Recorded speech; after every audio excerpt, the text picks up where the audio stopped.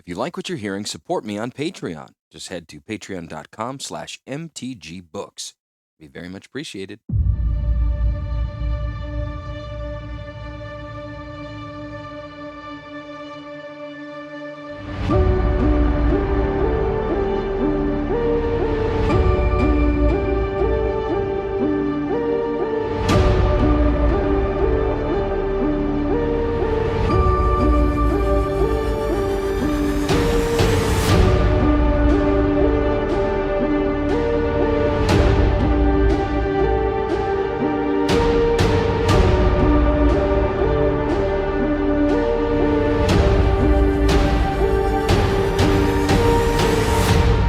Chapter 5 Gifts.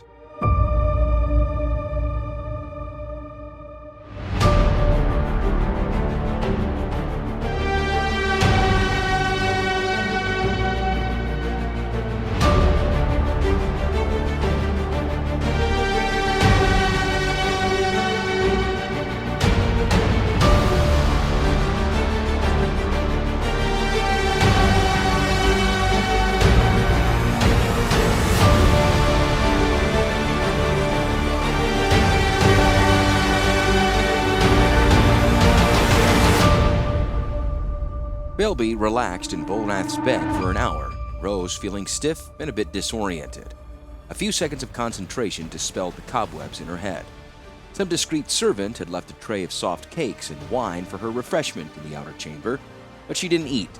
She knew about food and drink, but the Phyrexians had designed out of her such weaknesses as hunger and thirst. Belby sniffed the cake and nibbled off the corner of one. To her, it had no taste. She sipped the ember wine, then spat it on the floor. To her inexperienced palate, the drink was vile. Her baggage had been delivered to the floor below. Belby touched the flowstone seals with her index finger, and the crates opened like black metal lilies. The first 2 boxes held her clothing. The third held a variety of weapons and spare power stones for them. The 4th box held 3 smaller cartons of thin metal, each labeled in Phyrexian. The largest carton was marked Nanomachine Conversion Accelerator. The small one merely said Power Unit. These were equipment updates she was to install in the flowstone factory, deep in the bowels of the Citadel. Remote Transplanar Portal read the middle-sized box. Belby shed her confining suit of armor. Once the lightweight ceramic plates were off, she stretched luxuriously and scratched her sides. What freedom! She never realized mere garments could make such a difference in comfort. It was dusk, near the time she'd set for the council meeting. To celebrate her newfound freedom, she chose a loose-fitting pair of billowing red trousers, topped by a waist-length silver tunic. She went to the lift, stopped, and doubled back for her cast-off armor. The belt kit was still around her cuirass. Never be separated from your kit, Abigail Drow warned her. It contained her single most valuable piece of equipment.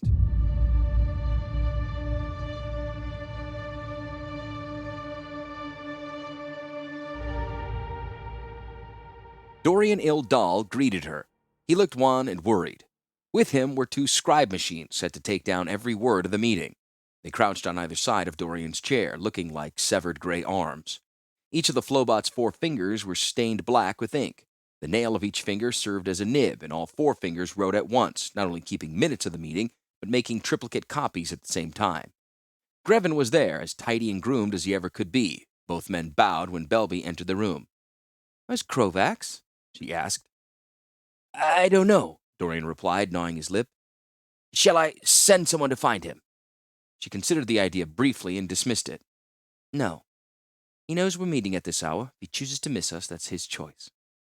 They seated themselves around the table, Belby assuming the tall chair reserved for the Evancar.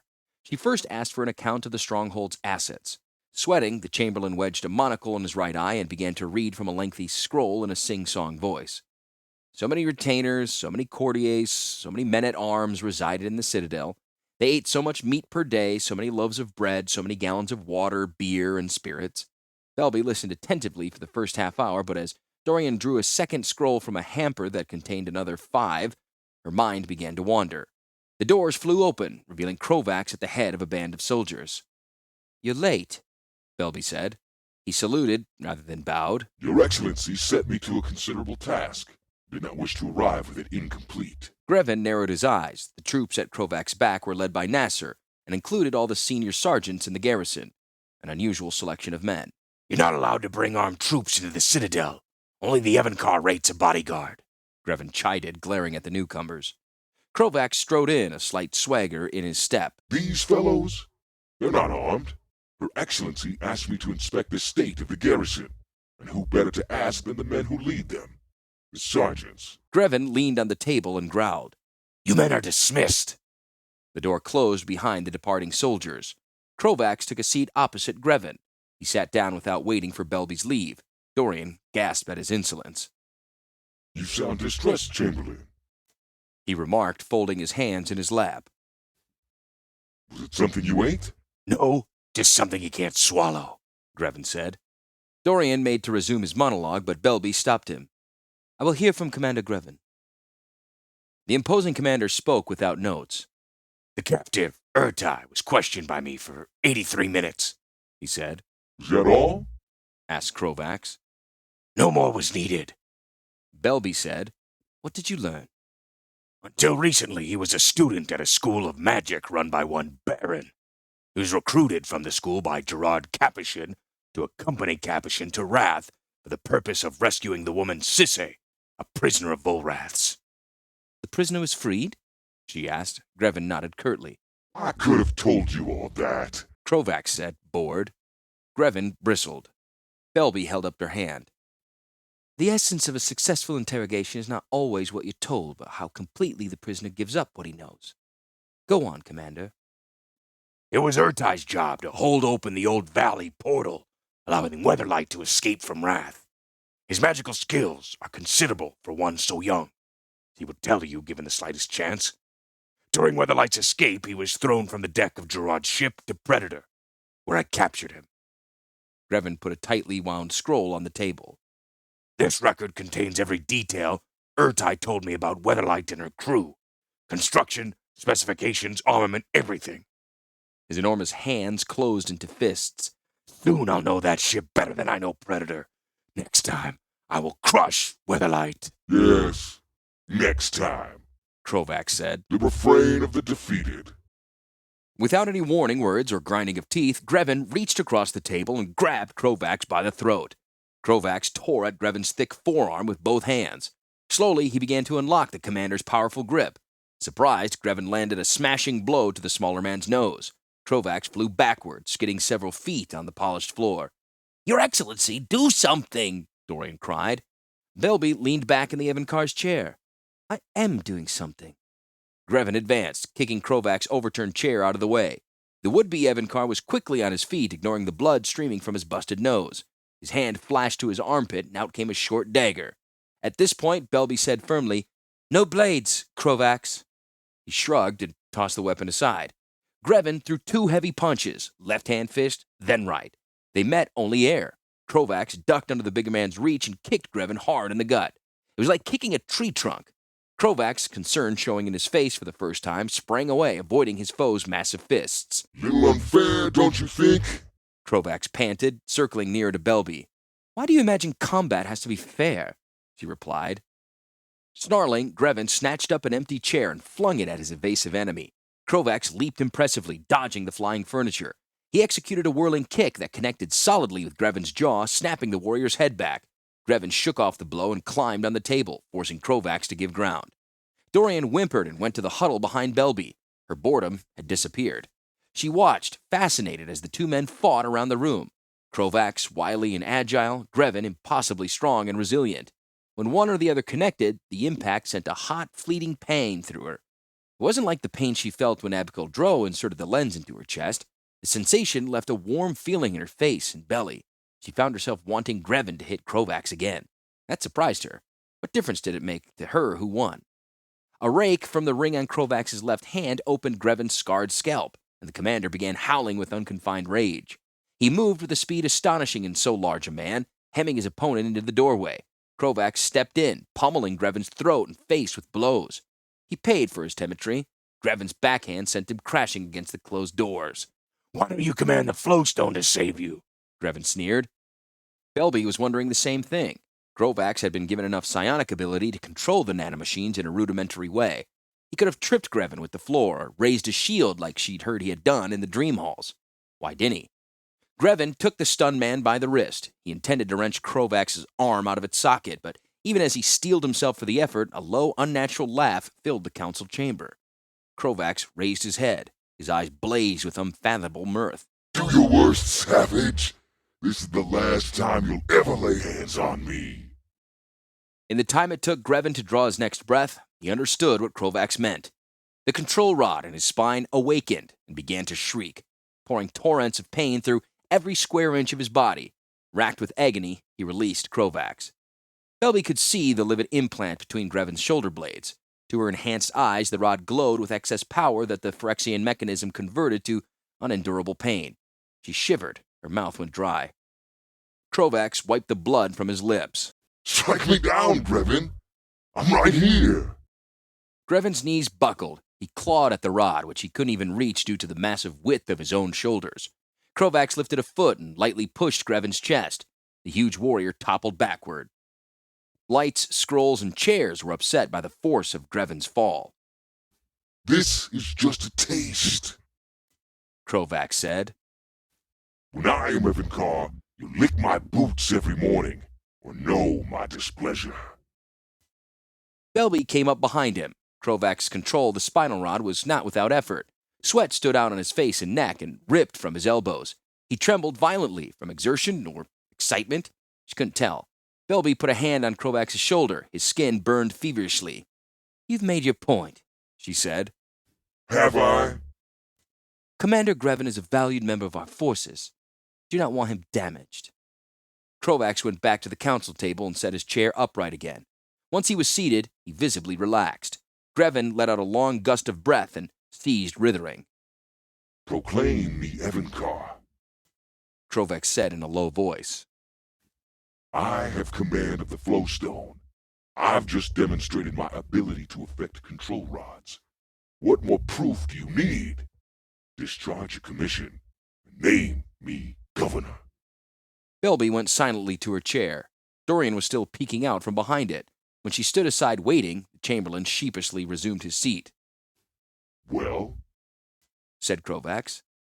You're the leading contender, Belby said, but there are others who have not yet had the opportunity to display their talents. Others? Who? Him? Krovax indicated the prostrate Grevin with a thrust of his chin. No one approaches my power. As I see it, your power is limited. You can influence Flowstone in your immediate vicinity, but only with great concentration. The shapes you create are not permanent. Just now you were too busy evading Commander Grevin to think about the Flowstone, were you not? And at what range can you affect a control rod? 1 yard? 10 yards? More is required than psionic ability. Can you command the army? Can you execute the orders of our overlords faithfully and without question? Krovax sullenly said nothing. My decision will be deferred until I have sufficient evidence as to who's best qualified to be Evankar, Belby said. She sorted through the scramble of scrolls on the table. Do I have your report on the readiness of the garrison? He took a flattened scroll from his inner jacket pocket and tossed it in front of her. Thank you.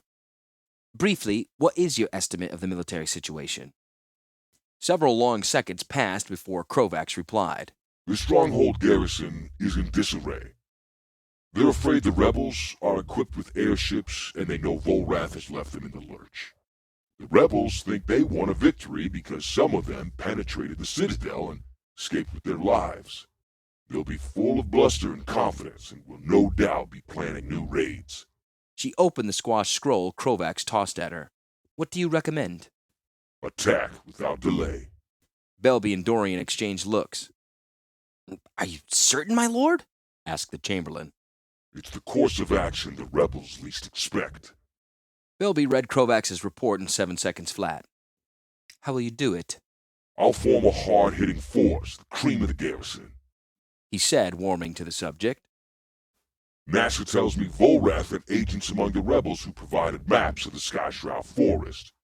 I'll locate and destroy the village of Eladamri, the rebel leader. He tapped a finger against his forehead. Take out the brains of the rebellion, and the rest are just carrion.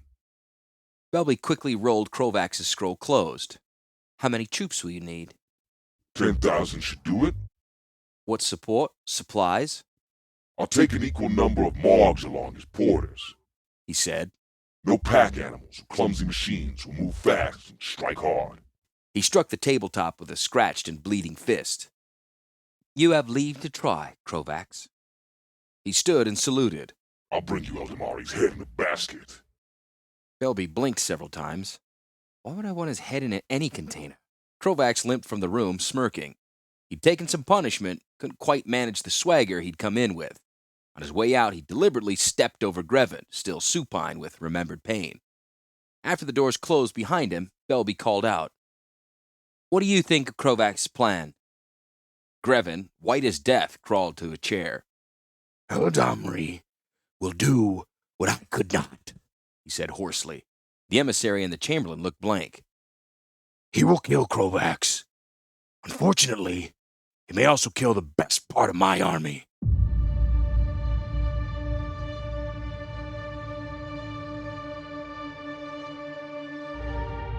Half 100 humans and elves gathered in the silent night. Their meeting place was a small, hummocky island in the swamp near the edge of the sky-shroud forest. Here, free-thinking Rathi rebels had come to hear the gospel of resistance. All the world's races were represented save the merfolk, who were blood enemies of the elves and would not seek their company even if it meant avoiding total extinction. Most of those present were Dal and Vek. A single core male lingered on the edges of the crowd. No torches were lit. Darkness was the rule for this gathering. I don't like this, said a mature Dal man. He was richly dressed and wore a jeweled dagger on his belt. Agents of the Evidcar could be here. Our lives are at hazard. For what? Why did you come, if you're so afraid? This from an elderly Vek woman leaning on a tall staff. I'm not afraid, said the Dal. Just cautious. Caution, he's our enemy now, as much as Grevin and his army, proclaimed a ringing voice. Into the milling circle of men and women came Eladamri and his lieutenants. The elves were well armed with captured weapons. They fanned out to the edge of the little island, watching the night for signs of an ambush. Eladamri, hail! Said the old Vek woman. Greetings, Taunt Jova, said the elf leader. They clasped hands. How flourishes the tribe of Jove? We are many, and there is metal in our hands, O Eldamari. In the past 20 days, we've seen but a few of the Evankar's men. The skyship does not fly over us, and we have slain many Morgs found wandering in our territory. It's just the beginning, Taunt Jova, said Eldamri.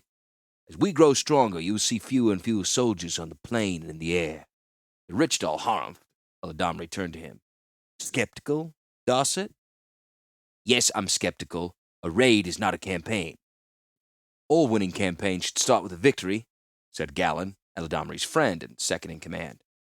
Yes, but you have a long way to go, Dorset replied. The bulk of the Dal behind him murmured in agreement. We have a long way to go, Eladamri said, raising his voice for all to hear.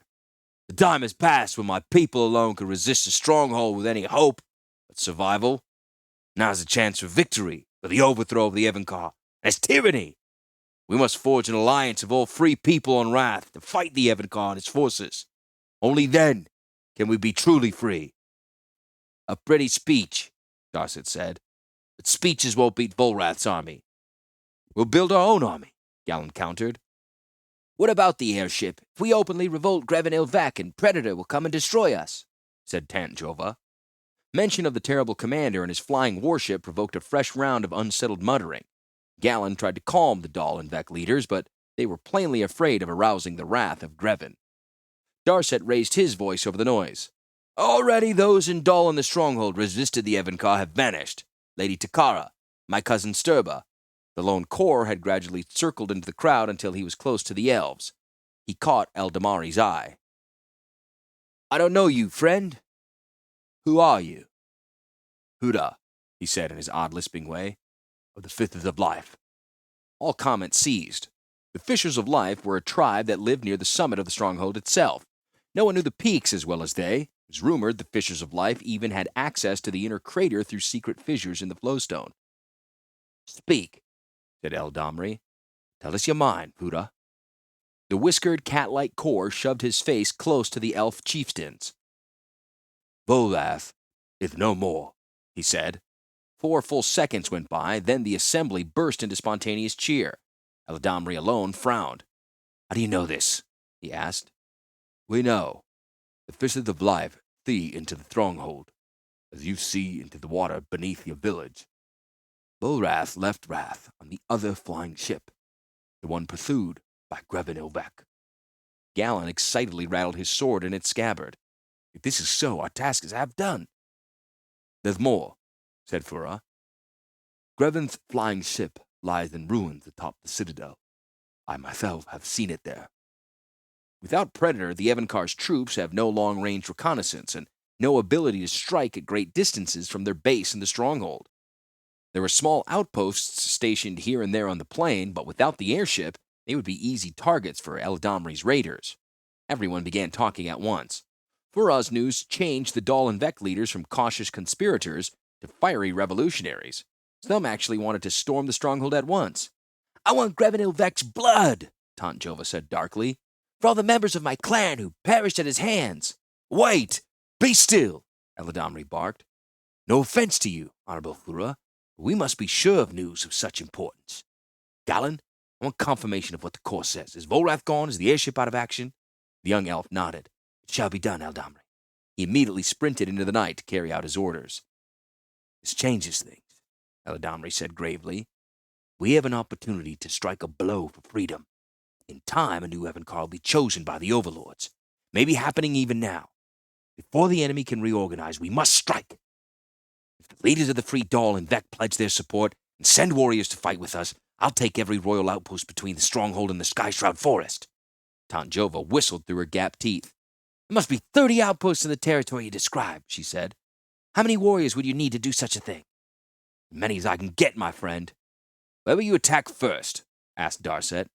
He pondered only a moment. The blockhouse at Sharif. That's within sight of the stronghold. Yes, not likely place for us to attack, so all a better place to strike. Darset and the young Dal fighting men began proposing various battle plans. Eldamri listened with half an ear. Then he noticed Fura was no longer present. Damn him, he thought. He wanted to trust the Corps, but their ways were so strange, and they were so close to the stronghold. Could Fura's news be a ruse to lure them into an open battle? Galen would find out the truth. Until then, they would plan for an attack. Taunt Jova took Eldamri aside. Your liege, Galen told me your daughter, Avila, is dead at the hands of a stronghold assassin. I grieve for her father's loss. Thank you. Volrath thought by such means to break me, but this foul murder only hardens my resolve. Taunt Jova's copper-colored face softened. She was very, very old for a Vec. She'd seen many terrible things in her long life, all coming from the stronghold.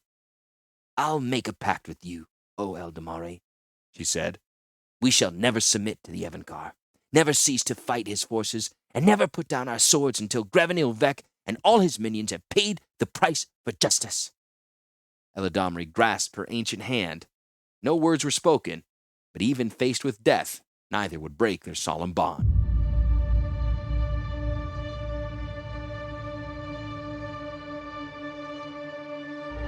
After many hours, the pain had not subsided.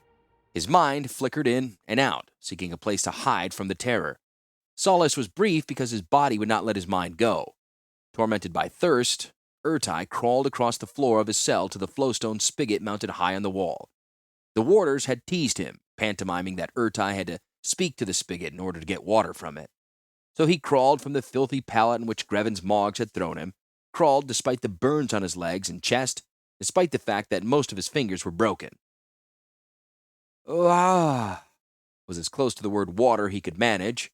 The spigot could not, or would not, understand him and remained closed. Urtai hated these machines. They were so inelegant and inefficient. Why duplicate the power of magic with crude artifacts? It was an old argument, one he remembered having with Hannah, Baron's daughter, and Weatherlight's navigator. How he wished he could have an argument with the stubborn, serious Hannah right now. He yearned for a cool drink. He had to focus past his pain. Urtai called forth memories of water, the clay jar that stood in the corridor outside the bedroom of his boyhood home, the one with the leaping fish painted on it, the waterfall at Gendari, all thunder and cold mist, the blue ocean round Talaria, the rich, ever-changing basin on which the magical isles shimmered. A single cool drop hit his forehead. "Water!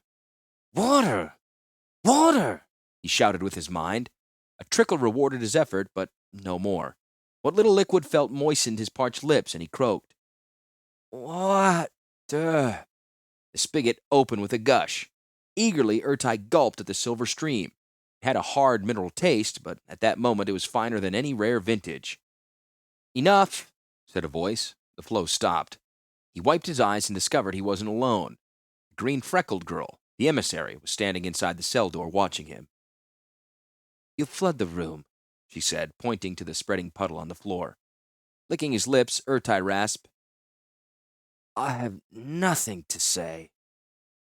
I didn't ask you anything. Oh. He tried to stand, but there was no strength in his limbs. Forgive me for not standing. He straightened with difficulty. What do you want? I observed you just now. You opened the valve using magic, didn't you? So? It shows considerable skill for an unaugmented person to have any influence, however small, over Flowstone, Belby said. I have considerable skill, Urtai replied with futile dignity. Belby came closer and squatted down. Urtai shrank from her until he realized she wasn't there to hurt him. She examined him with keen eyes. He felt a bit like a butterfly in a collector's jar. Her expression was without any feeling, but curiosity. I want to release you, she said. Give me your word you won't try to escape, and I'll parole you. He could hardly believe it. At best, he expected a quick execution after telling Grevin everything he knew. What's to become of me? He asked. I want you to work on developing your ability to influence Flowstone. Urtai let out a short, high-pitched giggle, then another. A moment later, he dissolved in a fit of coughing when he tried laughing with his broken ribs. Water, said Belby. She held her cupped hands under the spigot. They filled, and she said, Enough. Kneeling beside the wheezing Urtai, she offered him water from her own hands. With trembling fingers, he guided her hands to his lips. Thank you, he whispered. If you can control the Flowstone, she went on, unaffected, great things await you. Are you offering me a job? Asked Urtai wryly. Belby separated her hands. The last drops of water fell to the damp floor. I'm offering you a chance to become Evankar of Rath.